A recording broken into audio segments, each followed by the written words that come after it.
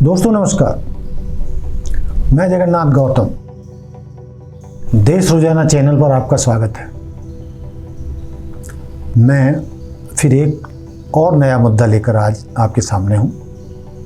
कमज़ोर वर्गों के साथ दबंग जातियों द्वारा अत्याचार करने की, उनके दमन की, उनके दैहिक शोषण की, उनकी ज़मीनों पर अवैध कब्जे करने की, आदिवासी महिलाओं के दैहिक शोषण की तो बहुत ज़्यादा खबरें आती हैं। वही स्थिति दलित महिलाओं के साथ है, या जो भी कमज़ोर वर्ग है, दबंग जातियों के लोग, समर्थ जातियों के लोग अक्सर ऐसे अत्याचार इन वर्गों के साथ करते नजर आते हैं।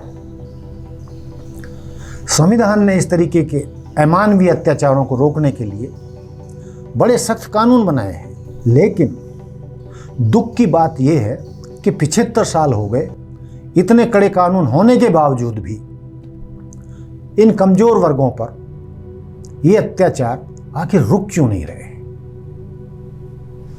आप जानते हैं कि ये सोशल मीडिया का जमाना है, तो ऐसे अत्याचारों की खबरें आजकल तेजी से वायरल होती हैं। चाहे वो किसी दलित दूल्हे को घोड़ी से उतारकर पिटाई करना, बारातियों को की पिटाई करना, ये आम खबरें आती हैं। इस तरीके के अत्याचारों की एक लंबी श्रृंखला है।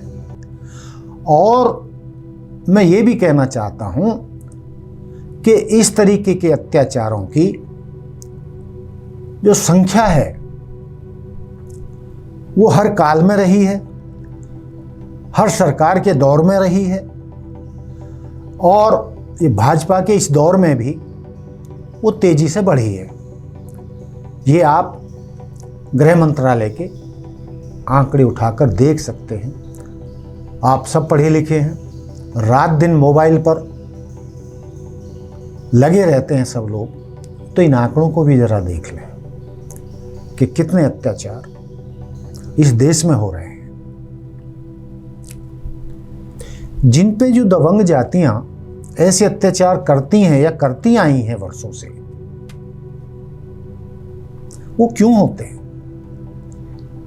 जब वो भी हिंदू हैं, कमजोर जातियों के लोग भी हिंदू समुदाय से हैं, तो हिंदू हिंदुओं पर क्यों अत्याचार करता है?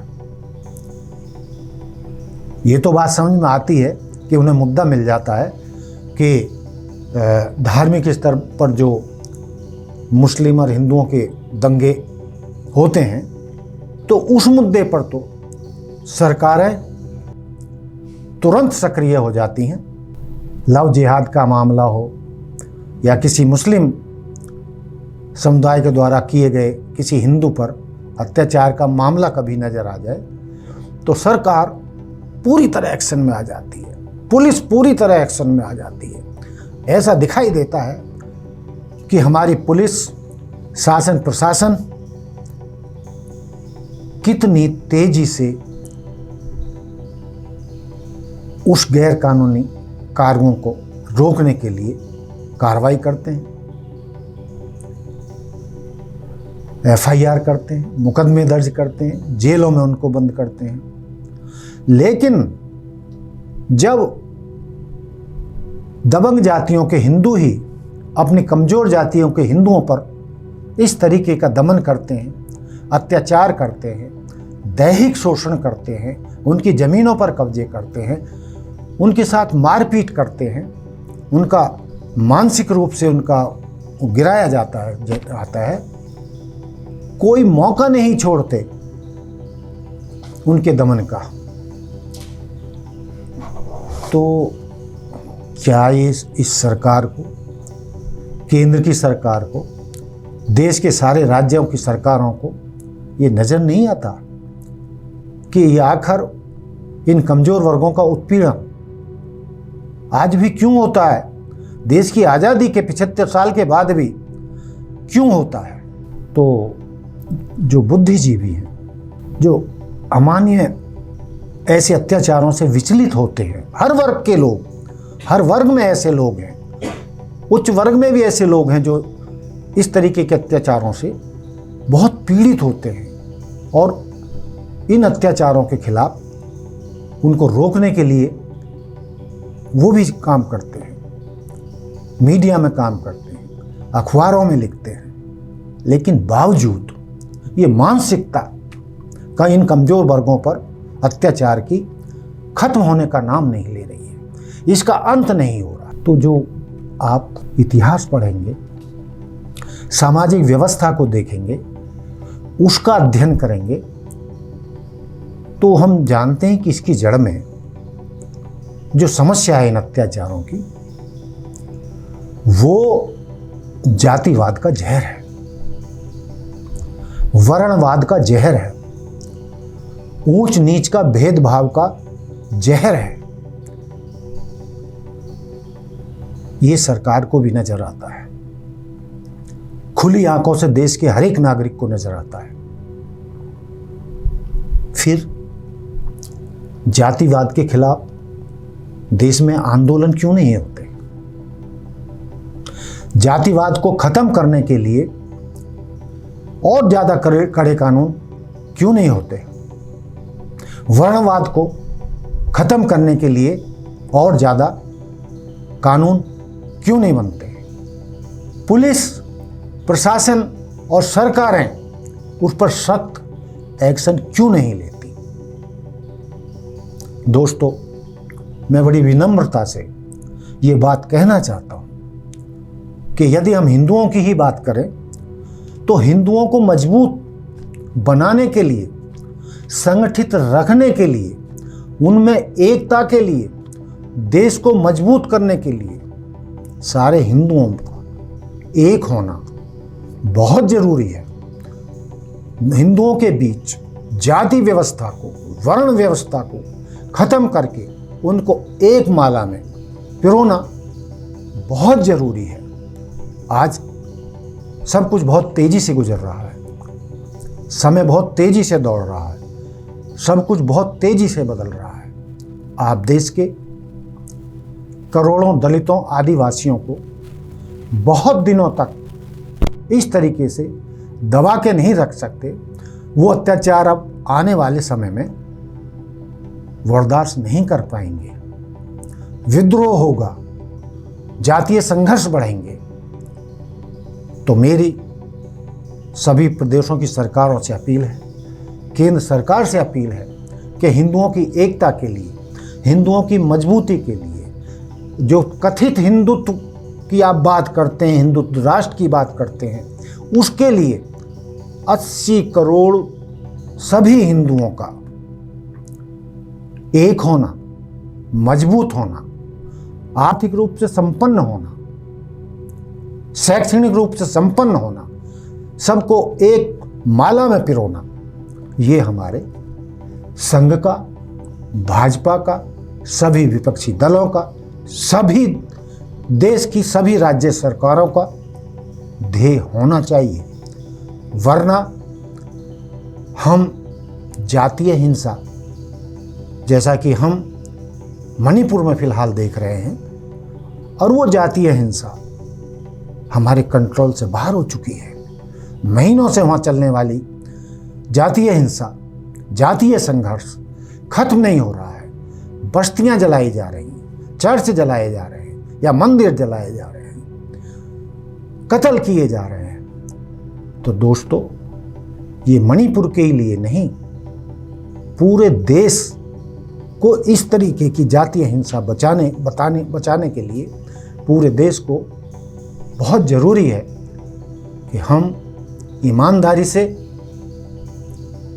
ऐसे कानूनों को सख्त बनाएं, और जो दबंग जातियां हैं या जो भी इस तरीके के अत्याचार करने वाले लोग हैं, उन पर यूएपीए या एनएसए जैसे कानून लगाए जाने चाहिए। एक एक ऐसी मिसाल दी जाए, ऐसे सख्त फैसले लिए जाएं और सख्त एक्शन लिए जाएं, जिसको देखकर कोई भी दबंग व्यक्ति अपनी स्थिति का फायदा उठाकर किसी कमजोर व्यक्ति के साथ अत्याचार ना कर सके, किसी भी तरीके का अत्याचार ना कर सके, उसके लिए क्या किया जा सकता है? पैर पखारने से, दया करने से, कृपा करने से, एहसास करने से, आंसू बहाने से इस भयंकर बीमारी का इलाज नहीं होने वाला है। इसलिए बुद्धिजीवियों का कहना है, एक पुलिस अधिकारी आईपीएस हैं उत्तर प्रदेश के बीपी अशोक, वो मानते हैं कि पुलिस के सामने भी ये बड़ी समस्या है।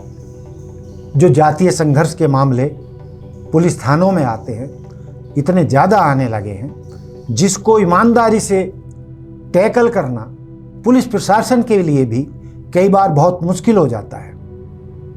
तो फिर इसके लिए क्या किया जाना चाहिए? ऐसे अत्याचारों को, जातीय संघर्षों को, भेदभाव, समाज में भेदभाव को ख़त्म करने के लिए, हिंदू एकता के लिए या पूरे भारतवर्ष की एकता के लिए 142 करोड़ नागरिकों को सशक्त बनाने की जरूरत है। सबको समान शिक्षा दी जाए, सबको आर्थिक रूप से मजबूत किया जाए। जो कमजोर वर्ग हैं उनको शैक्षणिक रूप से मजबूत करके, आर्थिक रूप से मजबूत करके अपनी रक्षा के लिए उन्हें लाइसेंसी हथियार दिए जाए। जो कोई भी बदमाश किस्म का व्यक्ति, दबंग किस्म का व्यक्ति या दबंग वर्ग का व्यक्ति उन पर अत्याचार न कर सके। जब तक ऐसा नहीं होगा तो ये अत्याचार बंद नहीं होंगे। आईपीएस अधिकारी बीपी अशोक कहते हैं कि उसके लिए ऐसे प्रबंध हों कि सबको समान शिक्षा मिले। सरकारी स्कूलों में अच्छी शिक्षा व्यवस्था हो, सरकारी स्कूलों की व्यवस्था को मजबूत किया जाए। और वो ये भी दावा करते हैं कि यदि सरकार, केंद्र सरकार और राज्य सरकारें ऐसी व्यवस्था करें कि सभी अधिकारियों और डिस्ट्रिक्ट कलेक्टर, सभी उच्च अधिकारी, आईएएस, आईपीएस, मंत्री, संतरी, एमएलए, नेता, एमपी, एमएलए, सबके बच्चे सरकारी स्कूलों में पढ़ें, ये आदेश जारी किए जाए सख्ती से, तो यही अधिकारी, यही नौकरशाह, यही नेता रात दिन में सरकारी स्कूलों की स्थिति बदल सकते हैं। दिल्ली सरकार की तर्ज पर देश के सारे सरकारी स्कूलों को उच्च कोटि का बनाकर सबके लिए सुलभ शिक्षा की शुरुआत की जा सकती है। जब सब शिक्षित होंगे और शिक्षित होकर आर्थिक रूप से अपने पैरों पर खड़े होने लगेंगे तो इस तरीके के अत्याचार स्वाभाविक रूप से कम होने लगेंगे। जैसे ही कमजोर वर्ग सशक्त होंगे, शिक्षित होंगे, तो दबंग जातियों के लोग 100 बार उन पर अत्याचार करने से बाज आएंगे और सोचेंगे, और किसी दलित दूल्हे को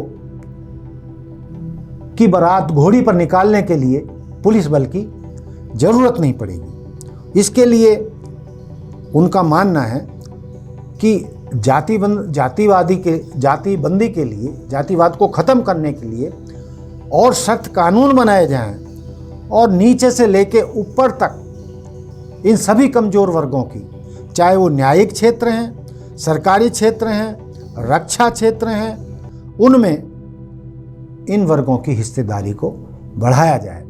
जब तक इन वर्गों को मजबूत नहीं किया जाएगा, सशक्त नहीं किया जाएगा, ऐसे अत्याचार होते रहेंगे और उनको रोकना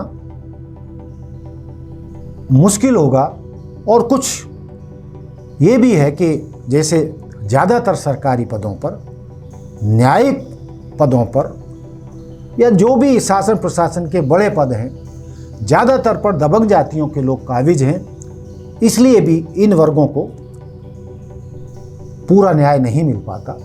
यदि इन वर्गों की, कमज़ोर वर्गों की भी स्थिति चाहे निजी क्षेत्र हो चाहे सरकारी क्षेत्र हो, उनकी संख्या के अनुपात में उनके हिस्सेदारी हो, उनको नौकरियां मिलें और उनको सशक्त करने के, चाहे ठेकेदारी की हो, जैसे सबको ठेकेदार मिलते हैं, ठेके मिलते हैं सरकारी संस्थानों के, या जो भी है, उनको उस तरीके की बराबरी का हिस्सा देकर उनको सशक्त किया जाए, उनको मजबूत किया जाए। जब ये सभी वर्ग मजबूत हो जाएंगे, शिक्षित हो जाएंगे, आर्थिक रूप से मजबूत हो जाएंगे और जातिवाद के खिलाफ सख्त कानून लाकर सरकारें ठान लेंगी कि जातिवाद को ख़त्म करना है। जो समाज को तोड़ने वाली स्थितियां हैं, हालात हैं, जो समाज को खंडित करती हैं, वैमनस्य से पैदा करती हैं, उनको एक नहीं रहने देती, एक मंच पे नहीं आने देती और भारत माता के सारे सपूतों को एक मतलब संगठित और मजबूत नहीं बनने देती, तो इन चीज़ों को हमें ध्यान देना होगा।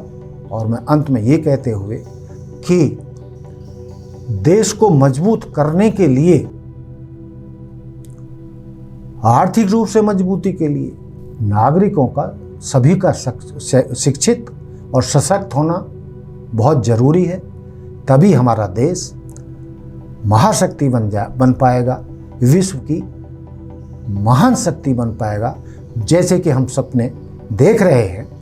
यदि हमारा हिंदू समाज जातियों के आधार पर, धर्म के आधार पर खंडित होता रहा, धार्मिक उन्माद बढ़ते रहे, पाकिस्तान की तरह आतंकवाद, जातीय संघर्ष होते रहे, तो दोस्तों ये देश के लिए बहुत घातक होगा। इसी अपील के साथ कि सरकार, केंद्र सरकार, राज्य सरकारें इन स्थितियों से निपटेंगी, हर तरीके के भेदभाव को समाप्त करने के लिए प्रण लेंगी और देश की एकता और हिंदू समाज की एकता और पूरे भारतीय समाज की एकता के लिए काम करेंगी। हम संगठित रहेंगे, प्यार मोहब्बत से एक रहेंगे, जातीय दंगे नहीं होंगे, आतंकवाद की स्थितियां नहीं बनेंगी, तभी पूरे विश्व से हमारे देश में बड़ी बड़ी कंपनियां आएंगी, निवेश होगा। चूँकि जिन देशों में शांति है, भाईचारा है, एकता है, अमन है, वहीं पूरे यूरोप, अमेरिका या किसी भी दुनिया के किसी भी देश से निवेश आता है। जहाँ भी स्थितियाँ गड़बड़ होती हैं, समाज विखंडित होता है, आपस में लड़ाई झगड़े होते हैं, पाकिस्तान की तरह, तो वो जिस तरीके से पाकिस्तान हर तरीके से बहुत बुरे दौर से गुजर रहा है और उसके यही कारण हैं कि वहाँ आतंकवाद है, जातीय संघर्ष है। जितने भी वर्ग हैं, चाहे पंजाबी हैं, चाहे सिंधी हैं, चाहे बलोची हैं, चाहे और वर्ग हैं, वो आपस में भिड़ते रहते हैं, लड़ते झगड़ते रहते हैं, गोलीबारी होती रहती है। इसलिए पाकिस्तान का बेड़ा गर्क हो गया। तो दोस्तों, हमने अपने देश को बचाना है, इन चीज़ों से दूर रखना है, हमें हिंदू एकता को मजबूत करना है, हमें एक होकर रहना है, तभी हमारा देश मजबूत हो पाएगा और दुनिया में हमारा सितारा चमकेगा। इन्हीं बातों के साथ मैं अपनी बात आज की समाप्त करता हूँ। जय हिंद, जय भारत। देखते रहिए देश रोजाना। फिर मिलते हैं एक नए एपिसोड में। नमस्कार। हमारे साथ जुड़े रहने के लिए देखते रहिए देश रोजाना का YouTube चैनल सब्सक्राइब कीजिए। साथ ही देश रोजाना की खबरें सबसे पहले देखने के लिए प्रेस कीजिए बेल आइकन।